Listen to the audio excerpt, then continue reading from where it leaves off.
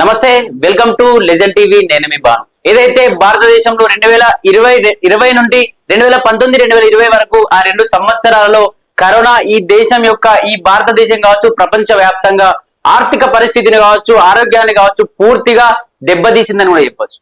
దీనికి సంబంధించి ప్రజలైతే ఇష్టానురీతిగా భయపడుతూ కూడా చనిపోయిన పరిస్థితి. కొన్ని కుటుంబాలు వాళ్ళ సంబంధించిన వ్యక్తులు కూడా దూరమై ఒకరు వేరే ఫారెన్ లో ఉన్న వ్యక్తి కోసం వీళ్ళు భయపడి, ఫారెన్ లో ఉన్న వ్యక్తి కుటుంబీకుల కోసం భయపడి అట్లా ఆర్తనాదాలతో ఎంతో మంది భయపడుతూ చనిపోయినటువంటి పరిస్థితి. ముసలి వాళ్ళతో సైతం ముసలి వాళ్ళు ఆ శ్వాస సంబంధించిన ఇబ్బందులు, ఎందుకంటే ముసలి వాళ్ళకు దాదాపు చాలా వ్యాధులు అనేవి సహజంగా ఉంటాయి. వయసు పైబడిన వారికి సహజంగా వయసుతో పాటు ఆ వ్యాధుల్లో పెరుగుతూ ఉంటాయి. వాళ్ళకు కరోనా వచ్చినప్పుడు హార్ట్ స్ట్రోక్ లాంటివి వచ్చి శ్వాస సంబంధించిన ఇబ్బందులు వచ్చి వాళ్ళు తట్టుకోలేక 75 సంవత్సరాలు పైబడిన వాళ్ళు చాలా మంది కూడా చనిపోయిన పరిస్థితి. దీనికి సంబంధించి ఎంతో మంది సింగర్స్ కావచ్చు, ఆర్టిస్టులు కావచ్చు, ఎంత జిమ్ కు వెళ్ళి బాడీ ఫిట్ గా ఉంచుకునే వ్యక్తులు కూడా కరోనాతో మాయమైపోయిన పరిస్థితి. దీనికి సంబంధించి కరోనా మళ్ళీ రాబోతా ఉందా, పాత రోజులు మళ్ళీ గుర్తు చేయబోతా ఉందా? పాత రోజులు హైదరాబాద్ నుంచి ఏదైతే కరోనా లాక్డౌన్ పెట్టిన తర్వాత హైదరాబాద్ నుంచి ఇంటికి వెళ్ళాలి అంటే ఎక్కడ పడితే అక్కడ పోలీసులు ఆపి ప్రజల్ని ఎక్కడి వాళ్ళని అక్కడే స్టాప్ చేసిన పరిస్థితి. వాళ్ళు భయాందోళనతో నా కుటుంబ సభ్యుల పరిస్థితి ఏంది, నా పిల్లల పరిస్థితి ఏందని చెప్పేసి ఆ అడవి బాట పట్టి, లేకపోతే రోడ్ల నుంచి వెళ్తే పోలీసులు ఉంటారనే భయంతో అడవిలోంచి తువ్వలు చేసుకుని ఎక్కడ పడితే అక్కడ కొందరికి అధిక డబ్బులు ఇచ్చి బస్సులలో కావచ్చు, ఏదైతే అంబులెన్స్లలో కావచ్చు, ఏదైతే మాస్కులు సరఫరా చేసే వెహికల్స్ లో కావచ్చు, లేకపోతే టాబ్లెట్స్, అత్యవసర సంబంధించిన టాబ్లెట్స్ కావచ్చు, వీటికి సంబంధించి వ్యాక్సినేషన్ సంబంధించినటువంటి వెహికల్స్ లో అధిక డబ్బులు, ఏదైతే హైదరాబాద్ నుంచి ఇంటికి వెళ్ళాలంటే 150 అవుతే ట్రిపుల్ రేట్స్ 400 వరకు పెట్టుకొని కూడా చాలా మంది కూడా ఇంటి బాట పడిన పరిస్థితి. ఇంటికి వెళ్ళిన తర్వాత కుటుంబీకుల దగ్గర కలవకుండా అక్కడ పోలీసులు కావచ్చు, దానికి సంబంధించినటువంటి ఆరోగ్య సిబ్బంది కావచ్చు, వీళ్ళను టెస్టులు చేసి కరోనాని తేలిన తర్వాత సపరేట్ గా క్వారంటైన్, ఏదైతే హాస్పిటల్ సంబంధించిన కావచ్చు, సపరేట్ గా కొన్ని ఊర్లలో కొన్ని పట్టణాల్లో సపరేట్ గా కొన్ని రూమ్స్ అనేది అలౌట్ చేశారు కరోనా వచ్చిన వాళ్ళకి. మరికొందరికి ఫ్యామిలీతో కలవకుండా హాస్పిటల్స్ లోనే లేకపోతే కుటుంబంలోనే ఒక సపరేట్ రూమ్ ఇచ్చి అతన్ని ముట్టుకోకండి, అతను తాగే నీళ్లు తాగకండి, అతను వెళ్లే బాత్రూమ్ కి కూడా మీరు వెళ్ళకండి, వెళ్ళినా క్లీన్ చేసుకోండి బ్లీచింగ్ పౌడర్ తో అని చెప్పేసి ఇట్లాంటి చాలా ఇబ్బందులు అయితే ప్రజలు పడ్డ పరిస్థితి. అదే కరోనా మళ్ళీ రాబోతా ఉందా, మళ్ళీ మాస్కులు పెట్టే రోజు మళ్ళీ రాబోతా ఉందా, మళ్ళీ దీనికి సంబంధించిన క్వారంటైన్లు కావచ్చు, మళ్ళీ వ్యాక్సినేషన్లు కావచ్చు, COVID-19 కావచ్చు, కోవిషీల్డ్ కావచ్చు, వీటి గురించి మళ్ళీ భారతదేశ వ్యాప్తంగా ప్రజలు మాట్లాడుకోబోతా ఉన్నారా? మర్చిపోయి మళ్ళీ గుర్తు చేస్తుందా అని చెప్పేసి కూడా పెద్ద ఎత్తున ఆందోళన చెందుతున్నారు, భయపడతా ఉన్నారు. దీనికి సంబంధించి నిజంగానే ఆ కరోనా మళ్ళీ వ్యాపించిందని కూడా చెప్పుకోవచ్చు. అయితే సింగపూర్, హాంకాంగ్ లో మొదటగా వ్యాపించింది. దీనికి సంబంధించి కరోనాలో అడినో వైరస్, రైనో వైరస్ అని చెప్పేసి శ్వాస సంబంధించిన వ్యాధులు 2 అటాక్ అవుతా ఉన్నాయి. ఈ వేరియంట్ ఓన్లీ శ్వాస సంబంధించిన ఇబ్బందులు మాత్రమే గురి చేస్తుంది అని చెప్పేసి కూడా ప్రపంచ ఆరోగ్య శాఖ కూడా చెప్తా ఉన్న పరిస్థితి. దీనికి సంబంధించి సింగపూర్ లో దాదాపు రోజుకి ఏదైతే కరోనా కేసుల సంఖ్య పెరుగుతా ఉంది. దాదాపు మే 1st వారంలోనే 14,200 కేసులు అయ్యాయి ఇప్పటి వరకు. ఇంకా పెరుగుతూనే ఉన్నాయి, రోజుకి 100లో 1000లో పెరుగుతూ వస్తా ఉన్నాయి. సింగపూర్ ప్రభుత్వం, సింగపూర్ హాంకాంగ్ సంబంధించిన ప్రభుత్వం ఖచ్చితంగా మాస్కును పెట్టుకోండి, ఏదైతే 10 మంది ఉండే ప్రదేశాల్లో మీరు ఉండకండి, ఏదైతే దీనికి సంబంధించి గుమిగూడే ప్రయత్నాలు చేయకండి, మీరు ఒంటరిగా మాత్రమే ప్రయాణం చేయండి అని చెప్పేసి కూడా మాస్కులు కంపల్సరీ, ఏదైతే దానికి సంబంధించినటువంటి వ్యాక్సినేషన్ చేసుకోండి, ఖచ్చితంగా ప్రభుత్వం తరఫున వ్యాక్సినేషన్ వేసుకోండి. ఖచ్చితంగా ఎవరికైనా కరోనా వేరియంట్ సంబంధించిన లక్షణాలు ఉంటే కుటుంబానికి దూరంగా ఉండండి అని చెప్పేసి కొన్ని నిబంధనలు అయితే ప్రభుత్వం పెట్టింది. నిజంగా అక్కడ కూడా ఏదైనా క్వారంటైన్లు కావచ్చు, కరోనా సంబంధించినటువంటి ప్రభుత్వ నిర్ణయాలు అయితే తీసుకుంటా ఉంది. దీనికి సంబంధించి మరి ఇండియాకి వస్తుందా అని చెప్పి ఆలోచించే సమయం కూడా ఇవ్వలేదు కరోనా మనకి. ఇండియాకి కూడా మహారాష్ట్రలో వ్యాపించింది. మహారాష్ట్రలో 257 మహారాష్ట్రలోకి వచ్చిన తర్వాత అక్కడ నుంచి ఇండియా వ్యాప్తంగా 257 కేసులు అయితే నమోదయ్యాయి. దీనికి సంబంధించి ఇండియా ఇప్పటికే 2019లో కావచ్చు, 2020లో కావచ్చు కరోనా ఆర్థికంగా ఘోరంగా నష్టం చేసింది. అటు దానికి సంబంధించి ఎవరు పనికి చేయకపోవడం, కంపెనీలు ఆగిపోవడం, కంపెనీలో పనిచేసే వర్కర్స్ అందరికి కరోనా వచ్చి ఇంటి బాట పట్టడం, కొందరు ఐసోలేషన్స్ లో ఉండడం వల్ల ఎక్కడ పనులు అక్కడే పడిపోయి ఆర్థికంగా ఘోరంగా దెబ్బతినేలా చేసింది ఈ కరోనా వైరస్. ఈ కరోనా వైరస్ ముఖ్యంగా ఏదైతే పాత కరోనా లాగా ఆ స్మెల్ పోవడం కావచ్చు, టేస్ట్ పోవడం కావచ్చు, ఇట్లాంటి లక్షణాలు ఏం రావట్లేదు. కానీ ఎక్కువగా శ్వాస సంబంధించిన వ్యాధులు మాత్రమే వస్తా ఉన్నాయని చెప్పేసి కూడా ఆరోగ్య సంస్థ చెప్తా ఉంది. ఇది ప్రపంచ ఆరోగ్య సంస్థ చెప్తా ఉంది. దీనికి సంబంధించి 75 సంవత్సరాలు పైబడిన వాళ్ళు జాగ్రత్తగా ఉండాలి. వీళ్ళకి ఎందుకంటే ఇంత ముందే వేరే వ్యాధులు ఉంటాయి కాబట్టి ఆ వ్యాధుల్లో ఇది కలిసి శ్వాస సంబంధించిన ఇబ్బందులు వచ్చి హార్ట్ స్ట్రోక్ లాంటివి వచ్చి చనిపోయే ప్రమాదం ఉంటుందని చెప్పేసి కూడా WHO వరల్డ్ హెల్త్ ఆర్గనైజేషన్ కూడా చెప్తా ఉన్న పరిస్థితి.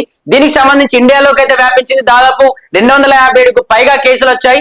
మరి కేసులో నిజంగా అడినో వైరస్ కావచ్చు, రైనో వైరస్ కావచ్చు, నిజంగా పాత వేరియంట్ లాగా, పాత కరోనా వేరియంట్ లాగా ఇబ్బందులకు ఏమైనా గురి చేస్తుందా, మరి నిజంగా చనిపోయే ప్రమాదం ఉందా అని చెప్పేసి ప్రజలు క్వశ్చన్ చేస్తా ఉంటే వరల్డ్ హెల్త్ ఆర్గనైజేషన్ మాత్రం ఒకటే సమాధానం ఇచ్చింది, పాత కరోనా లాగా అంత ఇబ్బంది పడాల్సిన అవసరం లేదు, ఇది అంతలా వ్యాపించదు, ఎక్కువగా 75 సంవత్సరాల పైబడిన వాళ్ళకు మాత్రమే ఇబ్బందులు కలిగే ఛాన్స్ ఉంది, వారిని మాత్రమే మీరు జాగ్రత్తగా ఉంచుకోవాలి. కొందరు చిన్న పిల్లలకు కూడా కొంచెం, ఎందుకంటే సింగపూర్ లో కావచ్చు, హాంకాంగ్ లో కావచ్చు చిన్న పిల్లలకు వ్యాపించింది కాబట్టి అలా మనకు వ్యాపించకుండా మీరు కొంచెం చిన్న పిల్లల విషయంలో శ్రద్ధ చూపండి.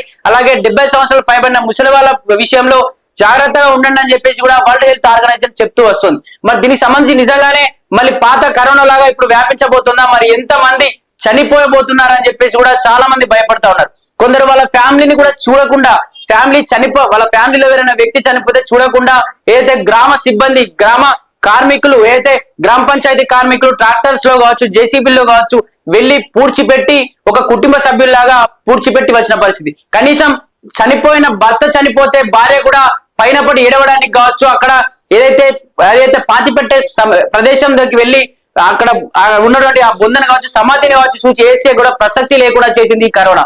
ఏదైతే చనిపోయిన వ్యక్తిని కూడా ముట్టకుండా వాళ్ళకి సంబంధించిన కరోనా డ్రెస్సింగ్ వేసి, చనిపోయిన వ్యక్తిని కూడా డ్రెస్సింగ్ వేసి కూడా పూడ్చిపెట్టిన పరిస్థితి. ఇట్లా చాలా మంది అటు హాస్పిటల్స్ లో కావచ్చు, ఇంట్లో కావచ్చు చనిపోయి ఒక పశువులాగా, మనం ఒక పశువు చనిపోతే పట్టించుకోకుండా ఎలా ఉంటామో రోడ్ల పక్కన, అలా మనుషులు చనిపోతే కూడా పక్కింటి మనిషి కూడా పట్టించుకోనంతగా చాలా మంది కూడా భయపడిన పరిస్థితి. ఈ కరోనా వల్ల చాలా మంది ఇమ్యూనిటీ పవర్ గట్టిగా పెరిగితే ఇమ్యూనిటీ పవర్ తగ్గడం వల్లనే వాళ్ళ కరోనా వస్తుందని చెప్పి కొందరు రాజకీయ నాయకులు చెప్పడం, మరికొందరు లేదు ఇది ఏదైతే డోలో 650 వేసుకుంటే తగ్గిపోతుంది, చిన్న జ్వరం లాంటిది, జ్వరం ఎట్లా తగ్గిపోతుంది, ఇది ఎట్లా తగ్గిపోతుంది అని చెప్పేసి ఇంకొందరు రాజకీయ నాయకులు చెప్పడం, ఇలా చాలా వాదనలు అయితే వినిపించాయి. నిజంగా కరోనా అంత పెద్దది కాదు, లేకపోతే ఇది వచ్చేది ఎండాకాలం కాబట్టి ఎండాకాలంలో ఆ ఎండకు కరోనా చనిపోయే ప్రమాదం ఉంటుంది, కరోనా వచ్చిన వాళ్ళు ఎండకొచ్చి కూర్చుంటే కరోనా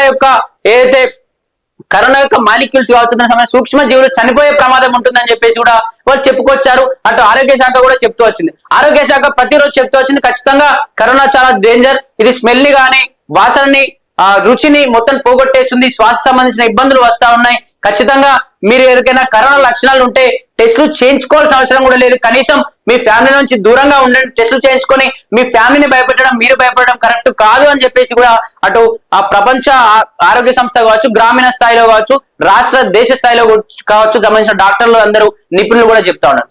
ప్రస్తుతం నిపుణులు చెప్తున్న విషయం ఏంటంటే ఈ కరోనా అంతా ఇబ్బంది పెట్టే పరిస్థితి ఉండదు, దీనికి సంబంధించి రుచి కావచ్చు, వాసన కావచ్చు, ఈ కరోనా పోగొట్టే పరిస్థితి లేదు, ఓన్లీ శ్వాస సంబంధించిన ఇబ్బందులు వస్తాయి, అది కూడా వయసు పైబడిన వాళ్ళకి మాత్రమే ఇబ్బంది జరుగుతుంది అని చెప్పేసి కూడా ఆరోగ్య సంబంధించిన నిపుణులు కూడా చెప్తా ఉన్నారు. మరి చూడాలి నిజంగా ఈ అయితే కరోనా వచ్చిన తర్వాత అడినో వైరస్ కావచ్చు, రైనో వైరస్ కావచ్చు వచ్చిన తర్వాత ప్రజల్లో మరి నిజంగా ఎలా ఉంటుంది, అలర్ట్నెస్ ఎలా ఉంటుంది, మరి దేశవ్యాప్తంగా ప్రభుత్వం ఎట్లాంటి నిర్ణయాలు తీసుకుంటుంది, మళ్ళీ ఏమైనా కరోనా లాక్డౌన్ లాంటి మళ్ళీ ఏమన్నా పెట్టబోతూ ఉన్నారు, ఎందుకంటే రోజు రోజుకు ఇక్కడ కూడా కేసులు పెరిగిపోతా ఉన్నాయి. దాదాపు ఈ వారంలోనే గత వారంలోనే 250కి పైగా కేసులు వచ్చాయి. మరి ఈ 2 రోజుల్లో మళ్ళీ కూడా పెరిగే ఛాన్స్ ఉంది, ఎందుకంటే పోయిన ఎండాకాలంలో కూడా ఎండకు పోతుందేమో అని ఎదురు చూశారు, కానీ ఎండకు కూడా ఎక్కువగా పాకుతూ వ్యాప్తి చెందుతూ వచ్చింది ఈ కరోనా. మరి ఈ కరోనా ఇప్పుడు కూడా మరి పెరిగే ఛాన్స్ ఉందా, ఒకవేళ నిజంగా పెరిగితే ప్రజలకు ఎటువంటి లక్షణాలు చూపిస్తుంది, మరి ప్రజల్లో ఎటువంటి ఇమ్యూనిటీ పవర్ విషయంలో కావచ్చు ఎట్లాంటి జాగ్రత్తలు తీసుకోవాలి, ఎట్లాంటి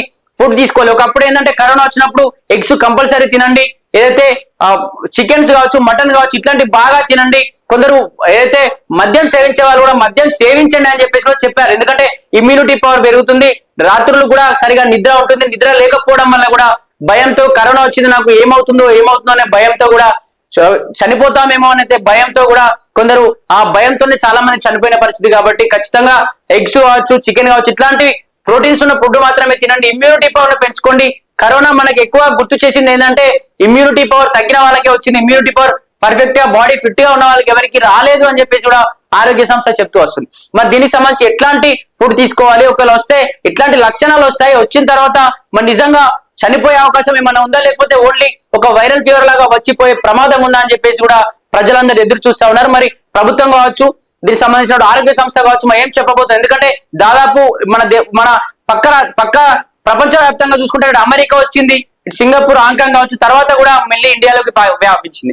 ఇండియా తర్వాత మన రాష్ట్రంలోకి రావచ్చు, మన పక్క గ్రామంలోకి రావచ్చు, మన కుటుంబంలో కూడా రావచ్చు. కాబట్టి ప్రజలందరూ ఖచ్చితంగా అప్రమత్తమై డాక్టర్స్ చెప్తున్న వాటిని తూచా తప్పకుండా పాటిస్తూ మాస్క్ ఏదైతే మాస్క్ సంబంధించినటువంటి వాడుతూ దానికి సంబంధించినటువంటి ఏదైతే 10 మందిలో గుమిగూడకుండా తుమ్మడం లాంటి దగ్గడం లాంటివి ఏమైనా చేసినప్పుడు 10 మందిలో దగ్గకుండా పక్కకెళ్ళి దగ్గడం, లేకపోతే స్నానం చేసే టైంలో వచ్చే లక్షణాలు బయటపడ్డప్పుడు ఫ్యామిలీ వాళ్ళకి చెప్పి భయపెట్టకుండా కనీసం మీరే ఒక సపరేట్ రూమ్ లో ఉండడం, లేకపోతే ఫ్యామిలీ నుంచి కొన్ని రోజులు పక్కకు ఉండడం మంచిది అని చెప్పేసి కూడా వరల్డ్ ఆర్గనైజేషన్ అయితే వరల్డ్ హెల్త్ సంస్థ కూడా చెప్తా ఉంది.